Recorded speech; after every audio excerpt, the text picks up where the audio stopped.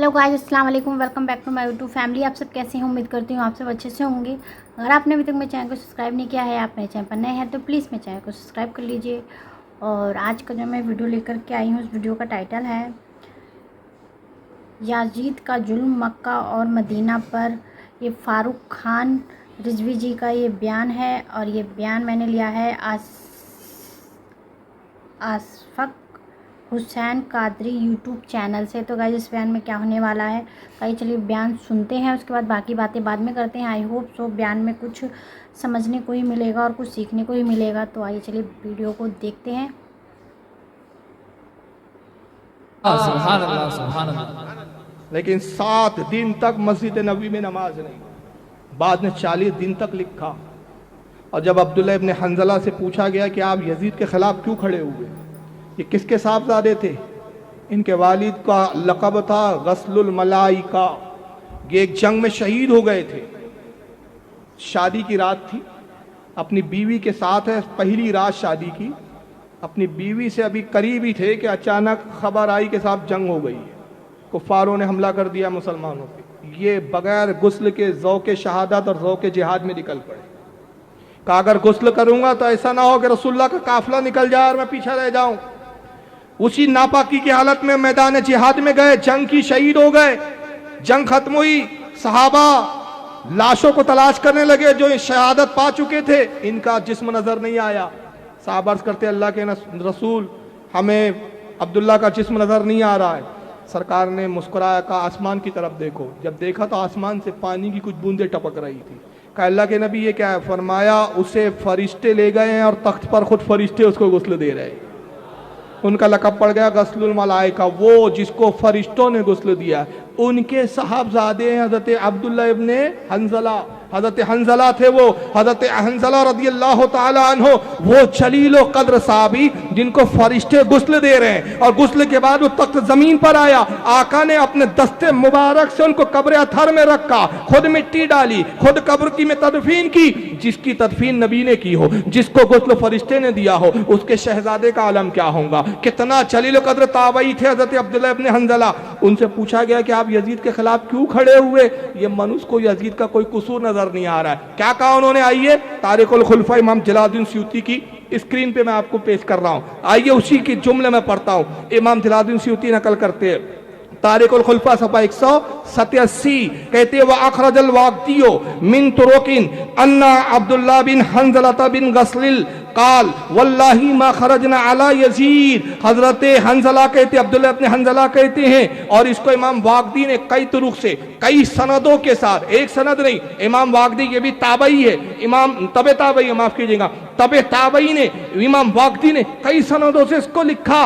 और वो कहते हैं कि अब्दुल्ला इब्ने हंज़ला से जब पूछा जाता है, उन्होंने कहा वल्लाही अल्लाह की कसम मा खरजना अला यजीद, हमने यजीद के खिलाफ खुरूज नहीं किया, हम यजीद के खिलाफ ऐसी नहीं खड़े हो गए, यजीद से हम जंग के लिए ऐसी आमादा नहीं हो गए। क्यों खड़े हुए?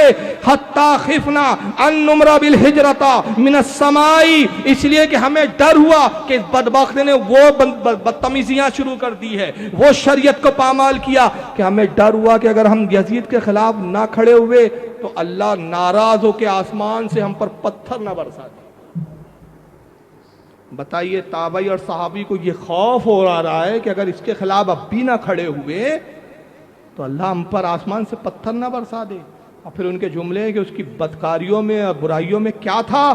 कहा अन्नहु रजूलो यनकिहु अम्महातिल औलादी वल बनाती वल अखवाती व यशरबुल खम व यदउस सलात। और यजीद ने इतनी बदकारियां की, यजीद ऐसा शख्स हुआ, ऐसा बदकार हुआ कि इसके जमाने में लोग खुलेआम अपनी माओं से निकाह करने लगे, अपनी बेटियों और बहनों से निकाह करने लगे, शराब खुलकर पीने लगे और नमाजों को छोड़ने लगे। क्या किया बेचारे यजीद? कुछ नहीं किया। जिसके जमाने में लोग अपनी माओं को हलाल समझ रहे हो, कितना बदबख्त होगा वो। और इस रिवायत को इमाम इब्न साद ने भी लिखा, अत-तबकातुल कुबरा जिल्द 7 सफ़ा 70, रिजाल नंबर 1468। अल्लामा ज़हबी खुद इनके बहुत मुसल्लम बुजुर्ग माने जाते हैं। गैर मुक़ल्लिद तो बड़ा मानते हैं इनको भाई। کیونکہ ابن تیمیہ کے شاگرد ہے وہ، ابن تیمیہ ان کا باپ ہے۔ علامہ ذہبی نے تاریخ الاسلام جلد 5 صفحہ 27 پر لکھا۔ پھر یہی علامہ ذہبی اپنی ایک دوسری کتاب سیار الاعلام النبالہ جلد 3 صفحہ 324 پہ لکھتے ہیں، یہی روایت امام ابن حجر الہیثمی المکی الشافعی نے الصواعق المحرکہ صفحہ نمبر 596 پہ لکھا۔ اور آئیے اب ایک ایسا حوالہ جس کا انکار نہیں کر سکتے، ابن کثیر ان کے بڑے مسلم بزرگ ہیں، ابن کثیر کو یہ بہت مانتے ہیں، حافظ ابن کثیر۔ ابن کثیر کی البدایہ والنہایہ آپ کی نگاہوں کے سامنے جلد نمبر 11 صفحہ 221 پر لکھتے ہیں، ابن کثیر خود ان کے گھر کا مورخ لکھ رہا ہے، قال المدینیوں عن ابی قرۃ قال قال حشام ابن الحسان ولدت 1000 امرأۃ من اہل المدینۃ بعد الحرۃ من غیر زوج۔ علامہ مدینی نقل کرتے ہیں اور وہ روایت کرتے ہیں حضرت قرہ سے۔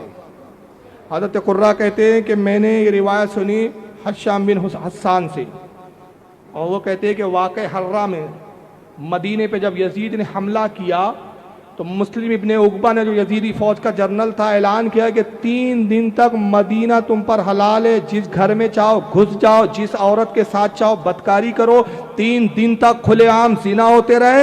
ابن کثیر ان کے گھر کا لکھ رہا ہے کہ اس زنا کے عوض 1000 لڑکیوں نے ناجائز بچے جنے۔ کون تھی وہ جن کے ساتھ یہ ناجائز کام کیے گئے؟ کون تھی جنہوں نے بغیر نکاح کے بچے پیدا کیے؟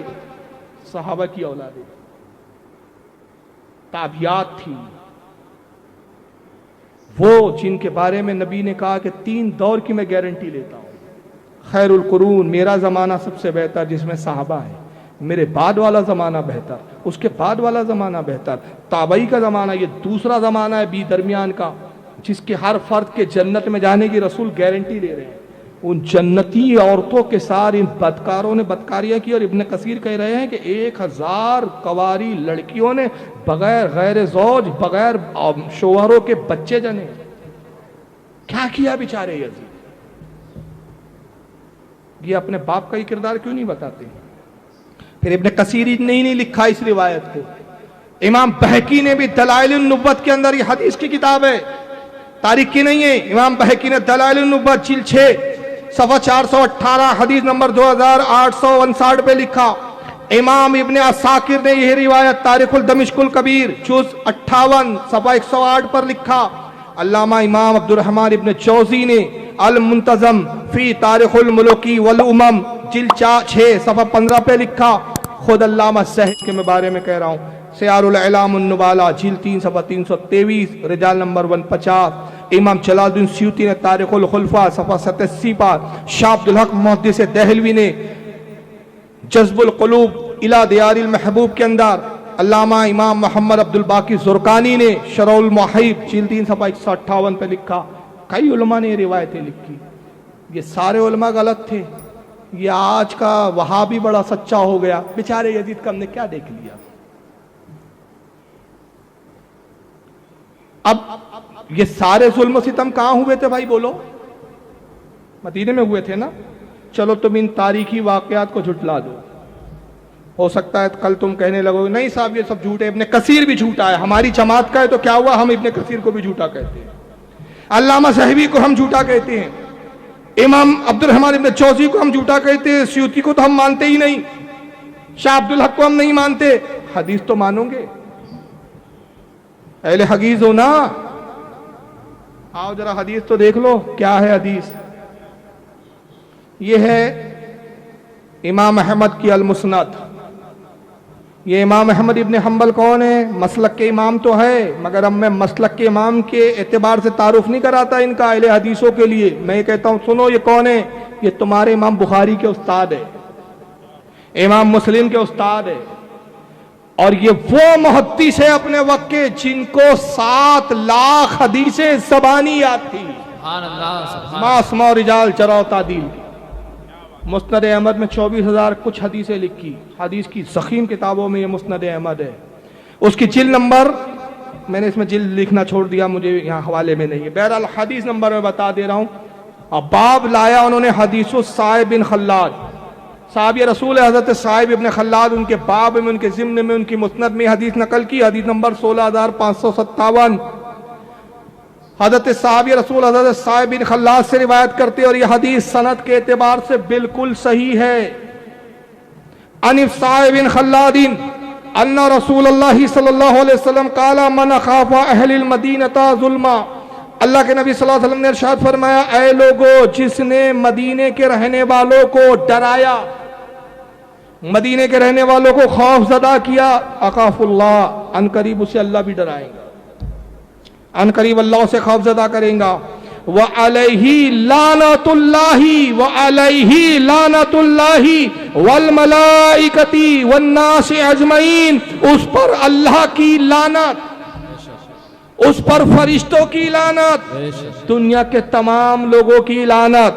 لا یقبل اللہ منہ یوم القیامت صرفا ولا عدلا، اللہ تعالیٰ قیامت میں نہ اس کا فرض قبول کرے گا نہ اس کا نفل قبول کرے گا. کون لعنت بھیج رہا ہے بھائی؟ ارے بولو. اب ہم یزید پہ لعنت بھیجے تو اس کے پیٹ میں کیوں درد ہو رہا ہے؟ یہ تو نبی نے پہلے ہی فرما دیا، جو مدینے والوں کو ڈرائے، میرے اہل مدینہ کو خوف زدہ کرے، اللہ اس کو خوف زدہ کرے گا.